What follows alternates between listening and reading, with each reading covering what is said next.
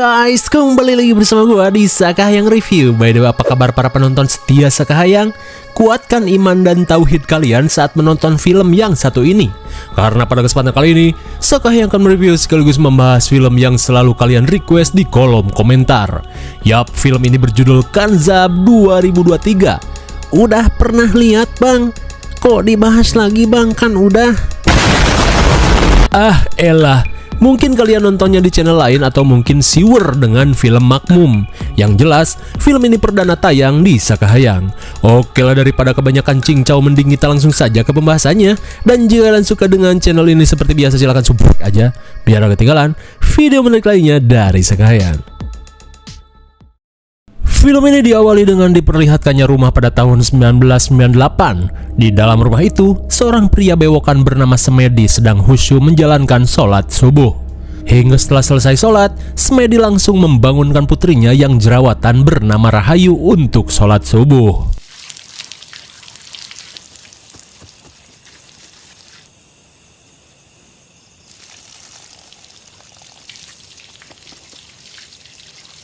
Lantas Rahayu yang sedang wudhu pun merasa heran saat sekelebat melihat bayangan aneh seperti ninja di halaman rumahnya. Lantas sebelum sholat, Rahayu yang merasakan firasat buruk terlihat mengecek ke kamar ibunya yang sedang ngelonin si adik. Namun dirasa hanya perasaannya saja, Rahayu pun bergegas sholat.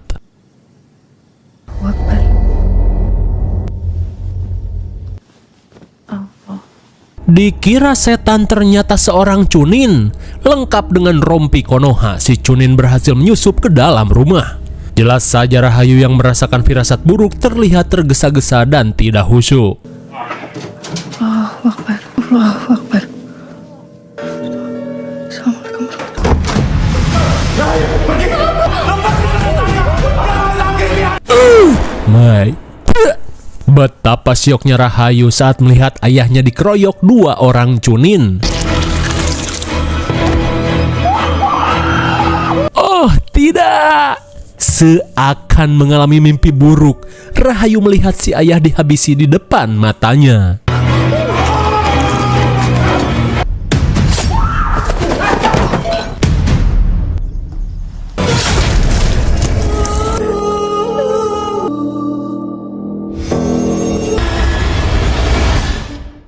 Chunin macam apa mereka?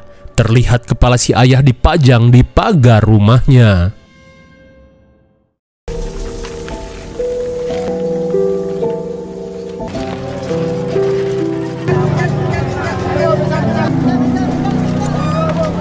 Oke. Permisi. Singkat waktu 2 tahun kemudian, setelah kehilangan ayahnya, Rahayu kini bekerja di toko pakaian busana muslim yang berada di Pasar Jetis. Terlihat Rahayu sibuk membantu Bu Endang untuk menyiapkan paket pesanan yang akan dikirim. Di saat itu pula, karyawan cabai-cabean toko sebelah bernama Riri terlihat syirik dengan pendapatan toko Bu Endang. Ia pun menyindir Bu Endang memakai penglaris lewat perantara Rahayu. Tak ingin ribet, Bu Endang yang akan pergi umroh selama 1 minggu meminta Rahayu untuk tidak terlalu menanggapi congor si Riri. Penjaga sekaligus penglaris. Buat Bu Endang. Sesaat kemudian, Riri terlihat semakin panas dada saat kuli panggul incarannya bernama Ratman terlihat curi-curi pandang pada Rahayu. Hati-hati mas, ntar kena pelet loh. Emang udah kena mbak? Iya, mari. Dasar perempuan murahan. Di sore harinya setelah Rahayu menutup jongkok, ia pun pulang sambil membawa mainan untuk adiknya. Hingga setibanya di ruko tempatnya tinggal, Rahayu melihat ibu tirinya sedang mengobrol dengan Abah Sentot yang membujuknya untuk pulang kampung. Tuh. Saat Rahayu datang, si Abah terlihat memberikan uang dan beberapa hasil panen. Namun Rahayu yang mengetahui maksud kedatangan si Abah langsung menghampiri Aji dan mengajak adiknya bermain di loteng. Sesaat kemudian, Abah Sentot yang iba dengan keluarga Nuning terus membujuk ponakannya ini untuk pulang kampung. guna membersihkan nama suaminya di mata masyarakat. Terlebih setelah kepergian Nuning ke kota, membuat prasangka buruk warga pada almarhum Semedi semakin menjadi-jadi. Rupanya ketika itu Semedi adalah seorang mantan dukun santet, hingga Semedi harus dihabisi para cunin. Di saat itu pula Rahayu yang mendapat luka bacok di tangan kembali teringat dengan insiden 2 tahun lalu.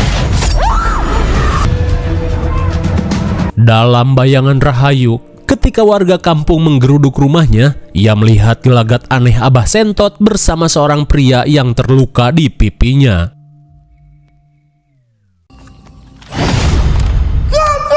Di malam harinya saat Aji asik bermain, Rahayu terlihat mengantarkan sesikat pisang pada tetangganya yang bernama Mbah Sarwo. Mbah.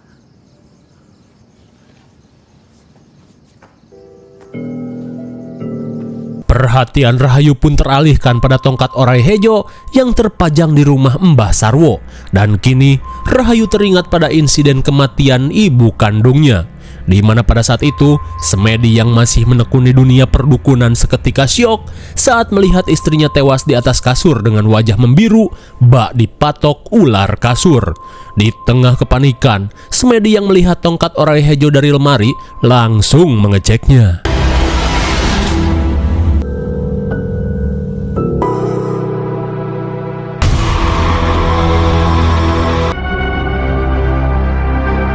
Rupanya ibu kandung Rahayu tewas setelah terpatuk oleh jelmaan tongkat keramat orai hejo. Sesaat kemudian, Rahayu tersadar saat Mbah Sarwo menghampirinya. Melihat Rahayu terus memandangi tongkat tersebut, Mbah Sarwo berkata jika Semedi memberikan amanat untuk menjaga tongkat tersebut agar insiden yang ibu kandung Rahayu alami tidak kembali terulang. Mendengar hal itu, Rahayu yang trauma langsung beranjak pergi. Namun Mbah Sarwo langsung menyusul Rahayu dan mengatakan jika kedatangan Abah Sentot ke sini adalah untuk menjual ruko peninggalan ayah Rahayu. Sarwo pun merasa jika Sentot ingin menguasai semua harta peninggalan ayah Rahayu. Namun misalkan ruko ini terjual, Sarwo menyarankan Rahayu untuk pindah ke rumah lamanya yang kini dijadikan musola, tepatnya berada di belakang pasar.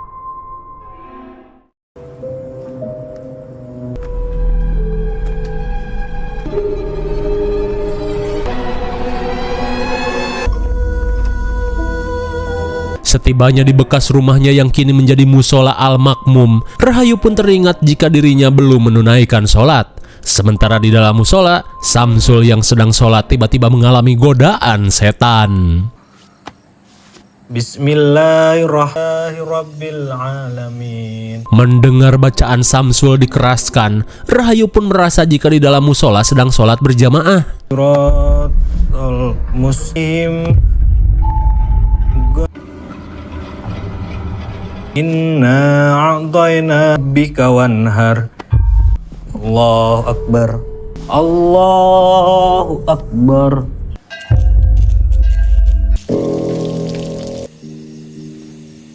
Allah. Alhamdulillah, kini para setan sampai ikut sholat dan menjadi makmumnya Samsul. Masa kita sebagai muslim beriman kalah sama setan?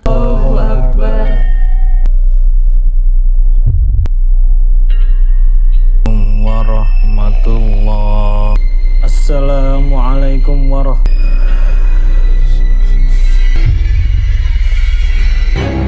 Kok nggak ada, anjing hilang, goblok. Allah, kabur. Lah, sontak Rahayu pun heran saat melihat Samsul terburu-buru keluar dari musola. Ia pun merasa jika Samsul sedang kebelet boker.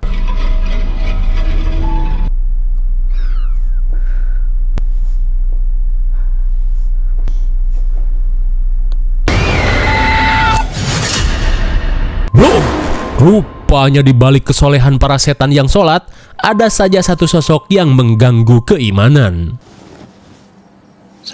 Allahu Akbar. Allahu Akbar.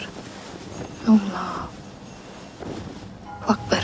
Allahu Akbar. Di rokaat kedua tiba-tiba Rahayu mendengar suara-suara yang ikut berjamaah. Meski godaan semakin menjadi, Rahayu yang lebih takut kepada Allah berusaha untuk menuntaskan sholatnya. Allahu Akbar.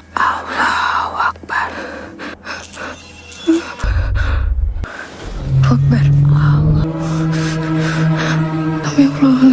Sami Allah. Maha besar Allah dengan segala kekuasaannya. Bisa kita lihat makhluk-makhluk gaib pun sholat dan bersujud kepadanya. Meskipun agak merinding, namun Rahayu tahu jika dirinya lebih sempurna dibandingkan jin dan setan.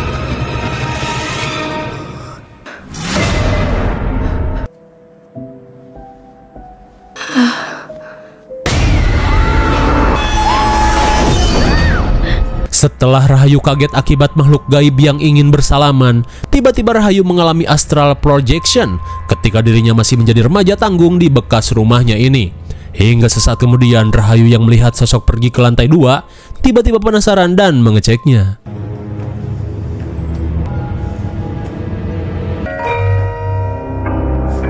Setibanya di loteng, Rahayu melihat ritual pengobatan yang ayahnya lakukan ketika masih menjadi mage.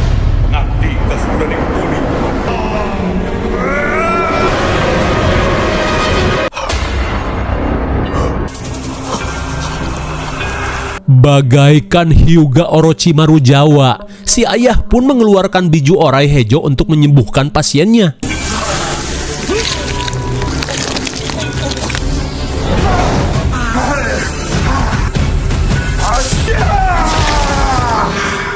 Dengan efek CGI Indosiar, si ayah pun berhasil menghancurkan santet ular dari tubuh pasiennya. Namun tanpa si ayah sadari, biju ular yang ia panggil terlihat mempengaruhi Rahayu dengan genjutsunya. Untung saja si ayah berhasil merubah ular itu menjadi tongkat yang telah menghabisi ibu kandung Rahayu.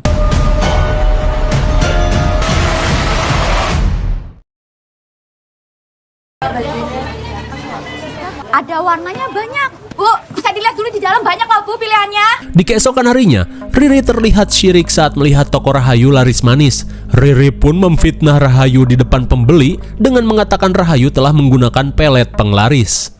Dasar anak dukun. Apakah Rahayu keturunan klan Hyuga?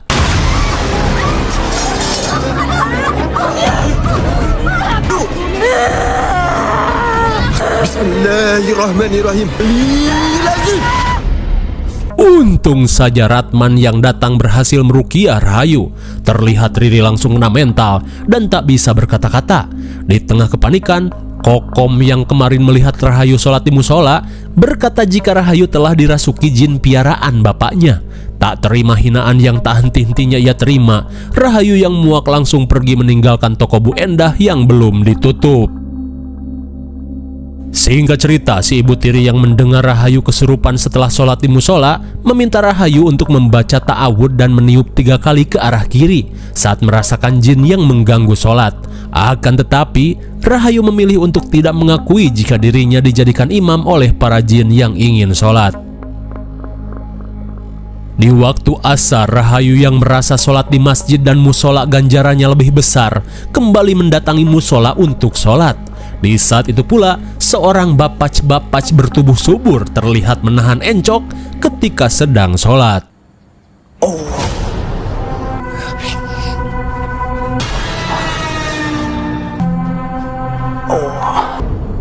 Astagfirullahaladzim. Dan kini, mata batin Rahayu sudah terbuka melihat seorang bocil yang kangen kepada ayahnya saat masih belajar sholat. Sesaat kemudian, Rahayu pun menunaikan sholat ashar. Allahu Akbar. Allahu Akbar. Allahu Akbar.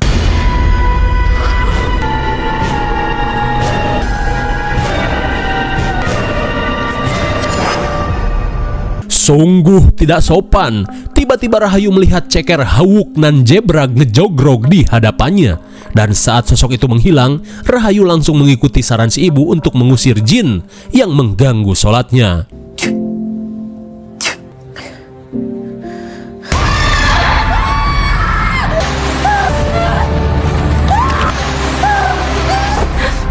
Lagi-lagi Rahayu mengalami astral projection. Di tengah keheranan, Rahayu langsung menuju tempat praktek si ayah. Di tengah pengobatan yang si ayah lakukan, makhluk-makhluk boncel berjubah karung goni terlihat mengumpulkan daging-daging aneh cimol pedas dari luka si pasien. Baik. Rupanya cimol-cimol itu merupakan bentuk santet yang diterima pasien. Sesaat kemudian, Rahayu melihat dirinya kerasukan dan sedang berusaha ditangani oleh Abah Sentot. Si Abah pun berkata jika Rahayu telah terpengaruh iblis Orai Hejo dan bergaul dengan para jin piaraan Semedi, di mana Rahayu berpotensi menjadi jin curiki selanjutnya dari biju si Orai Hejo. Mendengar hal itu, Semedi yang tidak ingin putrinya menjadi jin curiki meminta Abah Sentot untuk melakukan ruqyah. Semedi pun berjanji akan bertobat dan menutup praktek yang selama ini ia tekuni. Mendengar kesungguhan Semedi untuk bertobat, Abah Sentot berusaha untuk membantu. Kulillah ya watan ziu.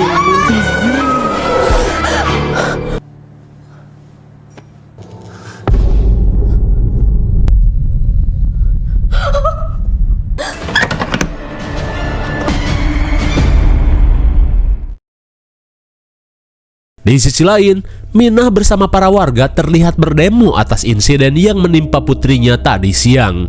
Rupanya Riri yang kena mental melakukan playing victim dan seolah paling tersakiti.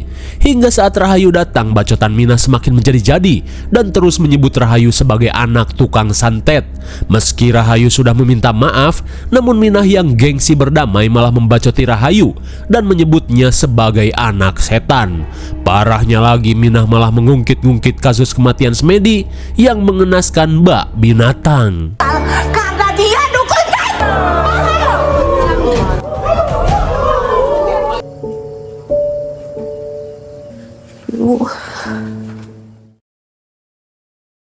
Singkat cerita, Rahayu yang akan sholat berpapasan dengan Ratman yang baru selesai sholat di musola. Lantas Ratman yang khawatir menawarkan diri untuk menunggu Rahayu sholat. Akan tetapi, Rahayu yang tak ingin terfitnah mojok di musola langsung menolak tawaran itu. Allah Akbar. Allah Akbar.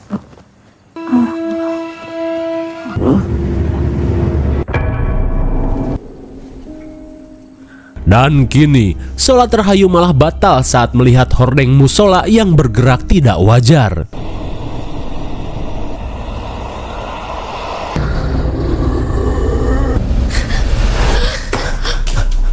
Dan kali ini akibat sholatnya dibatalin, Rahayu malah terlempar ke dimensi lain. Di tengah kepanikan, Rahayu berusaha mencari jalan keluar.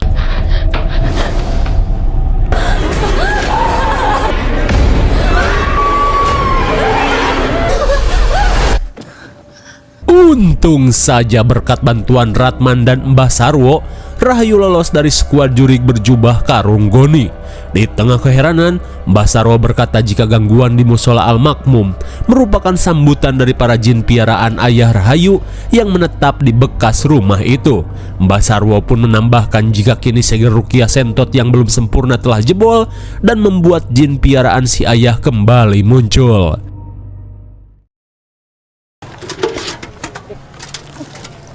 Di keesokan harinya, Rahayu yang kembali menjaga toko terlihat memuntahkan cairan hijau aneh.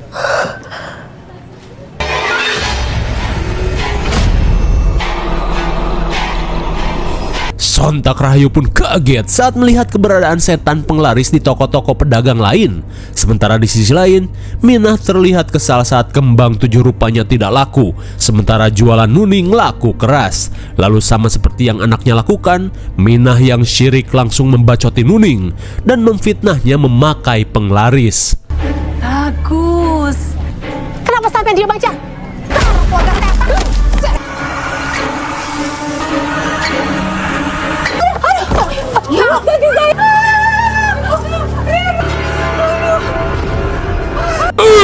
Mike, bagaikan terkena azab ilahi, ceker Minah si tukang fitnah pun tiba-tiba mengalami borok bercimol. Bak terkena santet. Sontak warga bergidik ngeri dengan apa yang Minah alami. Singkat waktu, malam pun poek.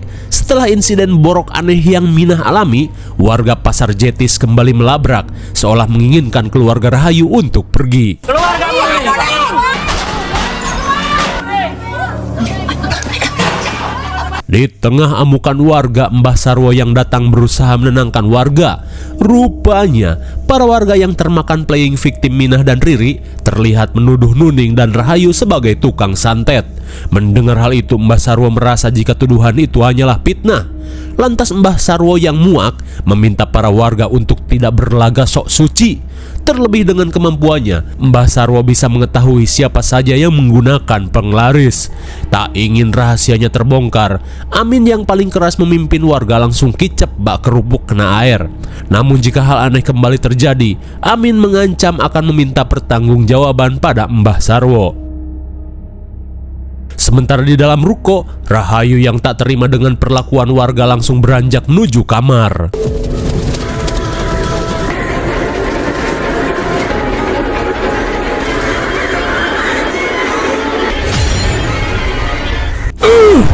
Baik. Tanpa Rahayu sadari, kemampuan spesialnya aktif sendiri bagaikan Naruto di sulut amarah. Sementara di sisi lain, biju orai hejo milik Rahayu merayap masuk ke kamar Minah si biang gosip.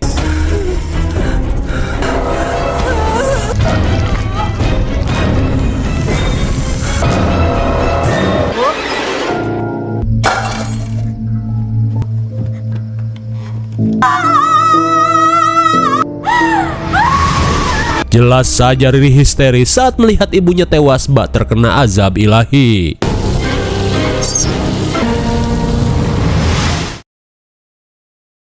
Di keesokan harinya, setelah kematian Minah yang mengenaskan, para warga kembali menggeruduk ruko milik keluarga Rahayu. Terlebih mereka yakin Minah tewas oleh santet yang Nuning kirim. Tapi meski tak memiliki bukti, mereka terus memojokkan Nuning dan memintanya mengaku. Namun jelas saja, Rahayu dan Nuning yang tak melakukan apa-apa tak ingin mengakuinya. Kemudian Mbah Sarwo yang tak ingin Nuning dan Rahayu menjadi korban fitnah terus menyarankan sumpah pocong untuk membuktikan tuduhan itu. Mendengar hal itu, para warga langsung menyetujui saran tersebut. Namun jika Nuning selamat dari sumpah pocong, Mbah Sarwo meminta para warga tak mengganggu kehidupan Nuning dan keluarganya. Setelah sepakat, Amin langsung mengajak para warga untuk pulang. Terlihat si ibu pun tak bisa menahan tangis dengan kezaliman para warga yang telah memfitnahnya. Singkat cerita, sebelum Nuning melakukan sumpah pocong, Abah Sentot mendatangi Mbah Sarwo dan berkata jika ia berniat melakukan ruqyah ulang pada Rahayu. Tak cuma itu, ia ingin membersihkan ruko-ruko pasar dari aura negatif. Rupanya ruko-ruko itu adalah hadiah dari seorang konglomerat kepada almarhum Semedi setelah Semedi berhasil menyembuhkannya dari santet. Namun sayangnya metode yang dipilih Semedi menggunakan ilmu hitam, jadinya ruko-ruko itu dinaungi oleh aura negatif. Dan rupanya Mbah Sarwo adalah gurunya Semedi yang telah mengajarkan Semedi ilmu hitam. Singkat waktu, malam pun poek. Kali ini para warga berkumpul untuk menyaksikan sumpah pocong pada Nuning.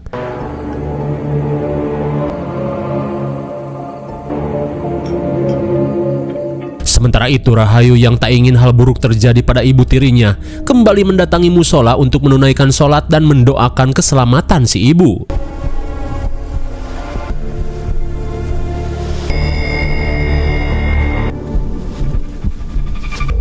Ikuti kata-kata saya. Hingga setelah persiapan selesai, Mbah Sarwo menuntun Nuning mengucap sumpah. Tidak melakukan santet. Kalau memang saya melakukannya, saya siap mati mendadak.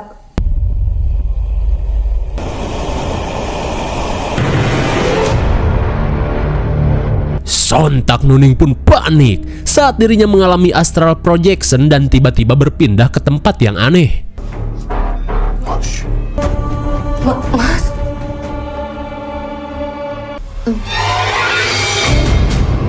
Bisa kita lihat skuad jin piaraan Semedi pun ikut berjamaah mengikuti Rahayu. Sementara itu, Nuning sedang mendapati teror-teror mengerikan.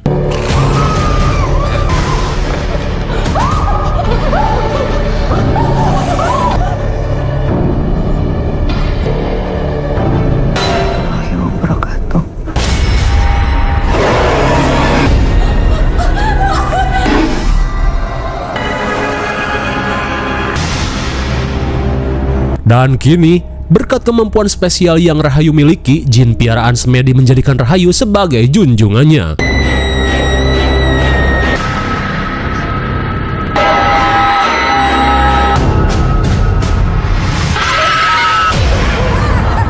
Setelah Nuning selamat dari sumpah pocong, Mbah Sarwo menyatakan jika tuduhan pada Nuning terbukti salah. Terlihat para warga merasa malu sekaligus kecewa. Apalagi si emak yang terperangah bak kesambet setan pinjol. Di keesokan harinya, Rahayu yang pulang untuk beristirahat terlihat kesal saat memergoki si ibu sedang bernegosiasi dengan makelar guna menjual ruko peninggalan ayahnya. Melihat Rahayu datang, si ibu langsung mengakhiri obrolan dan beranjak menghampiri Rahayu. Di dalam ruko, si ibu berusaha membujuk Rahayu untuk mengerti keputusan yang ia ambil. Terlebih sebelum meninggal, si ayah telah mempercayakan semuanya pada Mbah Sentot. Si ibu pun meyakini jika ini adalah jalan terbaik agar mereka bisa terbebas dari dunia mistis yang menguasai tempat ini. Si ibu pun mengungkapkan jika saat melakukan sumpah pocong, ia mengalami teror mengerikan dari makhluk-makhluk goib piaraan semedi. Dan pada saat itu, ia melihat Rahayu disembah oleh jin-jin berkostum karung goni. Di tengah perdebatan, Rahayu tetap menolak hingga Rahayu kembali mengeluarkan kekuatannya. Itu nafsunya Mbak Sentot tuh muat saya banget, Bu. Yang setan, dia yang membunuh Bapak. Lagi-lagi Rahayu kerasukan dan mengungkapkan jika Abah Sentot merupakan dalang dari kematian si ayah. Terlebih pada saat itu, Rahayu melihat gelagat aneh si Abah Sentot dengan seorang pria yang memiliki luka di wajahnya, seperti sosok Cunin yang berhasil ia serang. Itu harta bapakku. Secara keji Juga harus mati.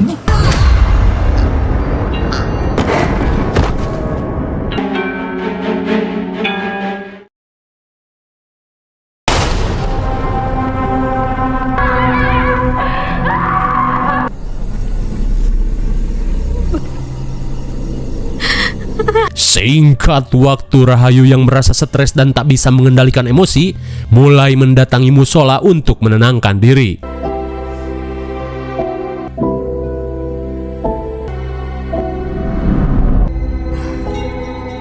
Melihat suasana tiba-tiba berubah, Rahayu seolah dituntun untuk mendatangi tempat praktek si ayah. Hingga setibanya di loteng, Rahayu kembali mendengar suara-suara aneh yang membuatnya semakin stres. Kamu ibu pecat. saya tahu saya bosok.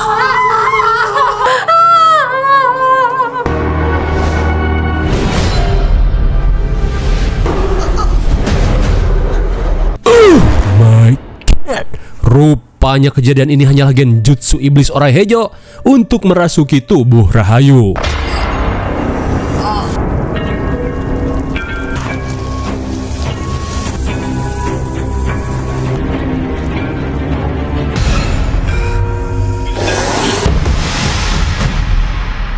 Sementara itu, Nuning yang terus pelangap-pelongo ditegur Aji.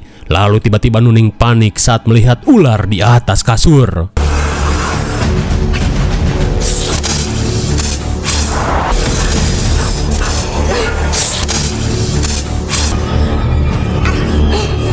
Di saat itu pula, Rahayu yang siuman langsung merasakan firasat buruk yang terjadi pada Aji dan ibunya.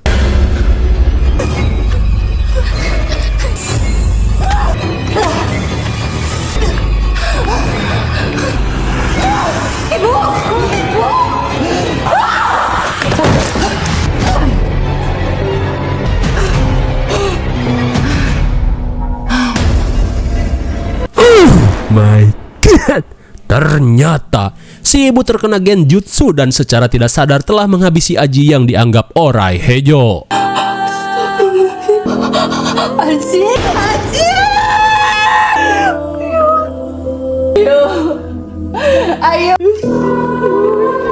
Bagaikan Dewa Nika, di tengah kesedihan, tiba-tiba si ibu melihat kedatangan semedi dengan tubuh yang bercahaya.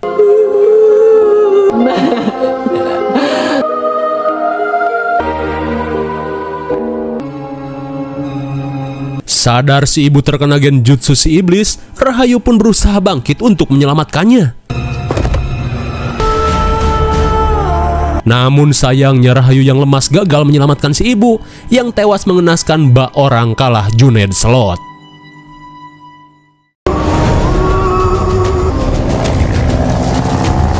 Setelah insiden tewasnya Nuning dan Aji, Abah Sentot yang merasa pengaruh Jubi Orai Hejo semakin menjadi, akhirnya mengevakuasi Rahayu ke pesantrennya untuk diruqyah.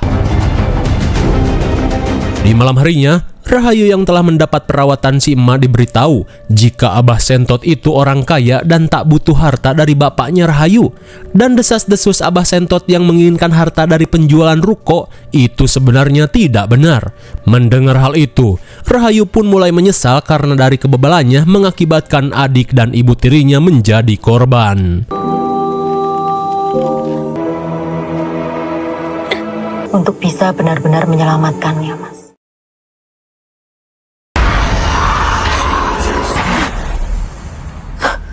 Di tengah malam, si emak yang mendapat petunjuk dari Aji langsung memberitahu jika si Abah harus secepatnya mendatangi musola Al-Makmum dan mencari tongkat sakti Orai Hejo milik Semedi. Hingga di keesokan harinya, Abah Sentot dan beberapa muridnya langsung mendatangi musola Al-Makmum. Kak, tah nempel sama kamu.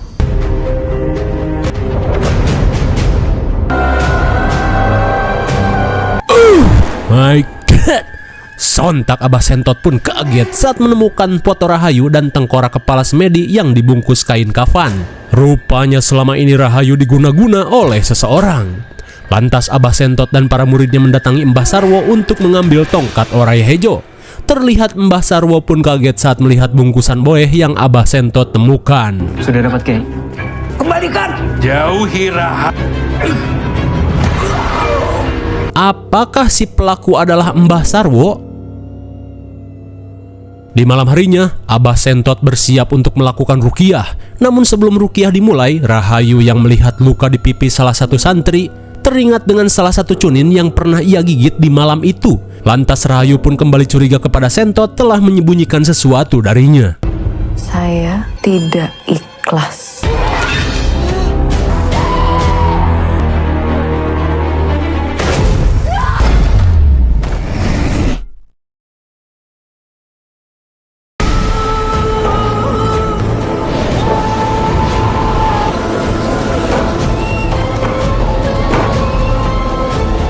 Dan kini saat iblis Orai Hejo menguasai tubuh Rahayu, Abah Sentot berusaha menyadarkannya. Namun Rahayu berkata jika selama ini Abah Sentot telah melindungi salah satu pelaku yang telah menghabisi ayahnya.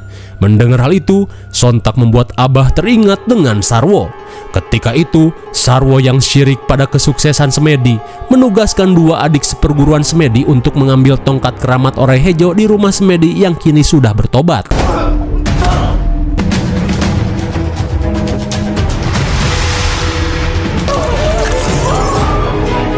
Dan rupanya salah satu dari cunin itu adalah anaknya Abah Sentot.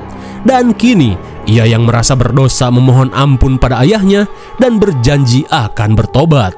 Mendengar hal itu Rahayu pun semakin murka karena Abah Sentot malah melindungi para pelaku yang telah menghabisi ayahnya.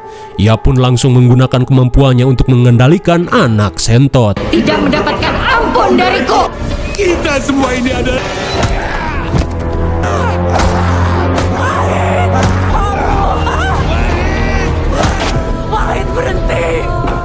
Malang sekali akibat didikan yang salah pada anaknya. Abah Sentot pun tewas mengenaskan setelah dirujak menggunakan tongkat Orai Hejo. Di saat itu pula, si emak terlihat memohon dan berusaha menyadarkan putranya yang kesetanan.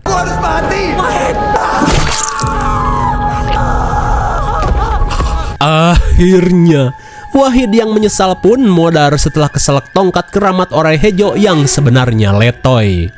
Lantas tak cukup sampai di situ, Rahayu berniat untuk menghabisi si emak. La ta'khuzuhu sinatun yasfa'u indahu illa wa ma khafahum wa la yasha wasi'akur. Cukup dengan ayat kursi. Atas izin Allah akhirnya si emak berhasil melakukan ruqyah dengan ejet dan membebaskan Rahayu dari iblis Orai Hejo. Singkat cerita, Rahayu terlihat menghampiri si emak yang sedang nyekar di makam suami dan anaknya. Lantas si emak yang sudah ikhlas meminta Rahayu untuk berserah diri kepada Allah dan membuang semua dendam. Si emak pun menambahkan jika hanya Rahayu sendiri yang bisa memutuskan kemampuan itu. Hingga agar Rahayu terhindar dari pengaruh iblis Orai Hejo, si emak dan beberapa santri terlihat menguburkan tongkat keramat Orai Hejo peninggalan Semedi. Sementara di sisi lain, Musola Al-Makmum kini terlihat ramai didatangi para jemaah. Lalu, film pun sudah berakhir. Bagaimana? Kentang sekali bukan? Aneh aing mah. Si Mbah Sarwo yang notabene dukun dan benar-benar menjadi dalang pembunuhan semedi malah tidak diceritakan lagi setelah ditonjok sampai mules oleh para santri. Apakah dirinya masih selamat sampai saat ini? Sepertinya iya. Lantas, satu cunin bernama Husni yang memang membunuh semedi tidak diceritakan nasibnya seperti apa. Mungkin sekarang doi lagi ngopi di warkop Mang Ojon. Dan film ini malah menitik beratkan pada Abah Sentot si pemilik pesantren dan anaknya yang bernama Wahid, hingga mereka berdua tewas di tangan Rahayu yang kerasukan. Cukup Herman dan tak manuk di akal bukan? Aturan Sarwo dan Husni pun harus mendapat ganjaran yang sama. Sudahlah. IMDb untuk film ini adalah 4,6 dan menurut saya yang cocoklah diberi nilai segitu. Mungkin segini saja review dan pembahasan film Kanzab 2023. Jangan lupa like, share, dan subscribe supaya kalian tidak ketinggalan jika ada video menarik lainnya dari Sakayang. Thanks for watching and see you on next video. Bye bye.